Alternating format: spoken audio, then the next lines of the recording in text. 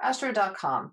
Go to free horoscopes, and we're going to be creating a natal chart. A natal chart is the snapshot of the sky when we're born, and it tells us where all the planets are located with a picture. So we're going to click on this. We're going to use guest users. You can always create a profile, but we'll start here with guest users and simply click on this. Read the privacy information, click accept when you're ready, and we're going to enter our name, our data. We really love to have the exact birth time. So if you don't know the exact birth time, then it might be great to check in with relatives and see if they can find it out if you can't find your birth certificate.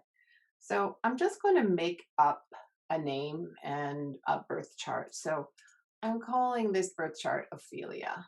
She's a female. You can also do something for an event, such as the day you brought your dog home or when you bought your first house. You can see what's going on in the sky at that time as well.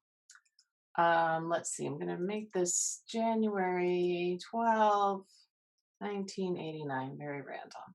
I'm going to make her born 2:12 in the afternoon. Make sure you notice whether it's AM or PM. And I'm going to do New York. New York. You can see the options pop up. We can find the one that's most closest and convenient to that.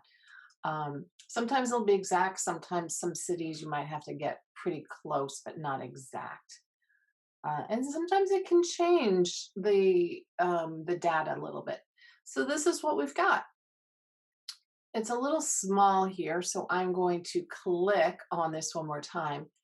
And then I'm going to be able to drag this. So when I drag this, I'm going to be able to find it on my desktop, and then I can print, and then I can also enlarge it.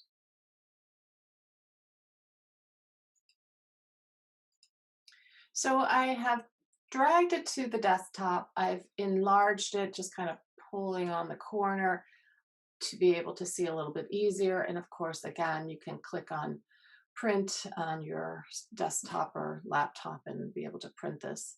I love printing it with the chart at the top of the page, and then being able to take notes on the bottom. So what do we see when we see this chart? We see a lot of different colors. We see a lot of different shapes. Sometimes we have no idea really where to set the eyes.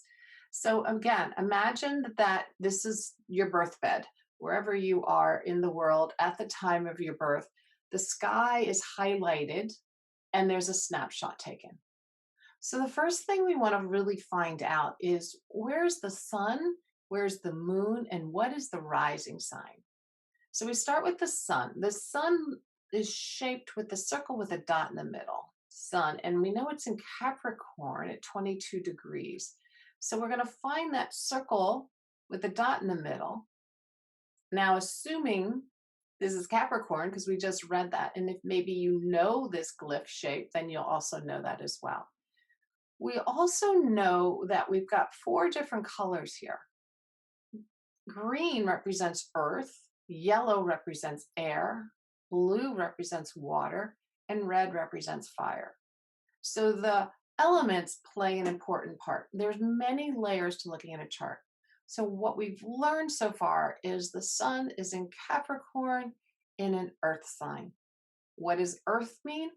That's something that we'll talk about through the presentation. But earthiness, you can imagine, is groundedness. It's good with money. It's achievable. It's practical, hardworking. So to find the moon is shaped like a crescent moon, and we know it's in Pisces. So it's at the very end of Pisces. There are 30 degrees in every sign, starting at 0. Last one is 29. So this is at the last end, 29 degrees of Pisces, and we know it's in water.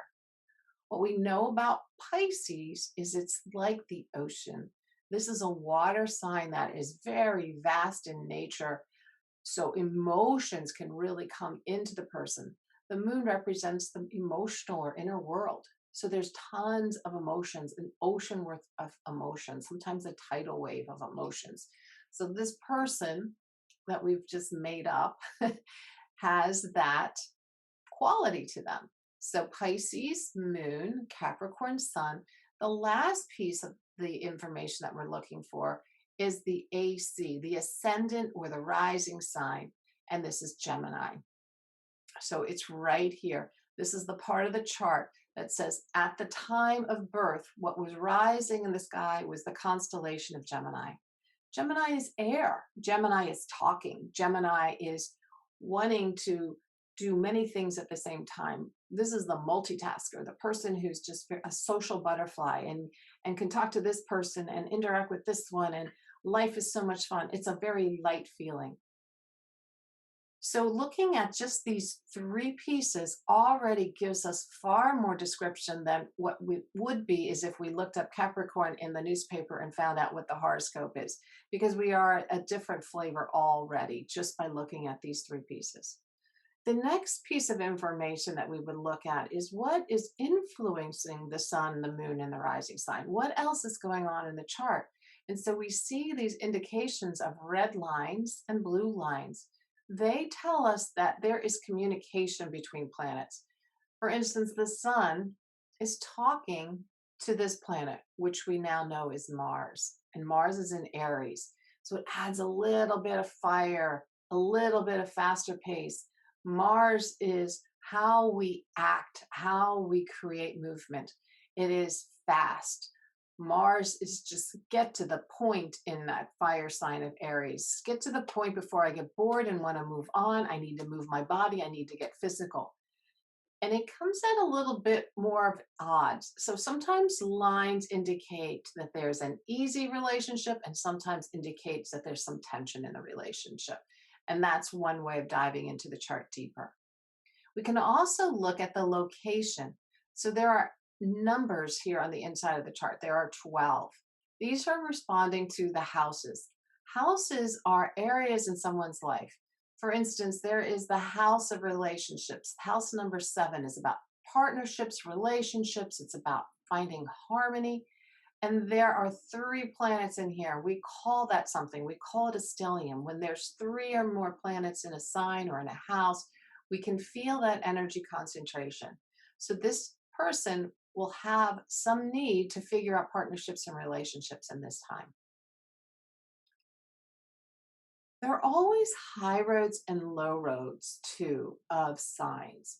So a high road of, say, Pisces is the humanitarian, it's compassionate, it is being so aware of the world and flowing with all of that, that when there's chaos and when there's anxiety, it's able to move along and say, there's a higher order to this. I will be fine.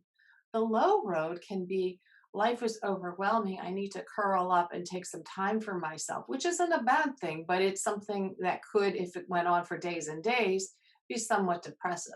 So we're looking for high roads and we're looking to build and bring all those high roads into the best path for you. So we can look at a birth chart really as that. Like this is kind of a roadmap and a path. Sometimes parts of our chart are more lit up, more activated at different parts of our lives. Sometimes we start in one spot. What feels really comfortable? It can be the rising sign. Usually as a child, you really are seen often as your rising sign. So this could have been a very lighthearted, interested in many topics type of girl. And then as she grows up, she got a little more serious and dove into her work and her achievement.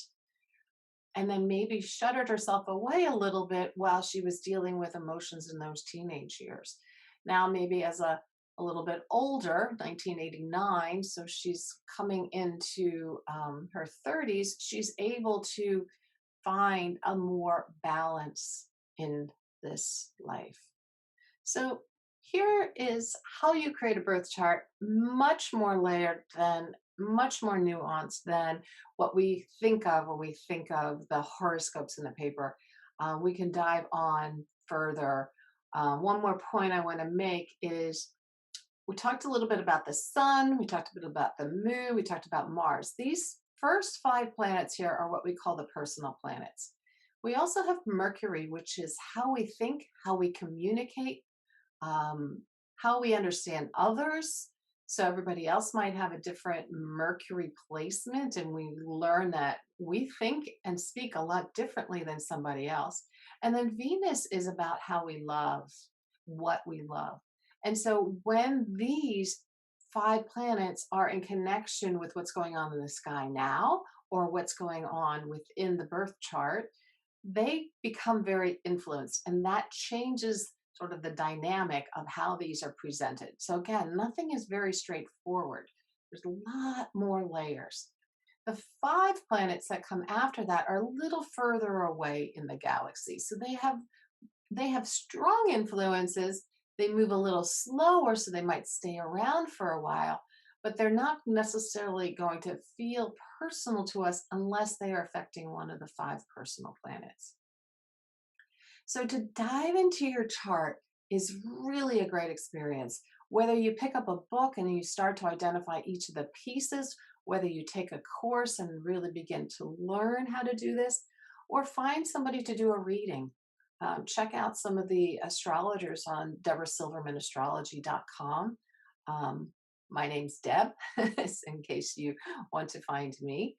And I hope you enjoy the class.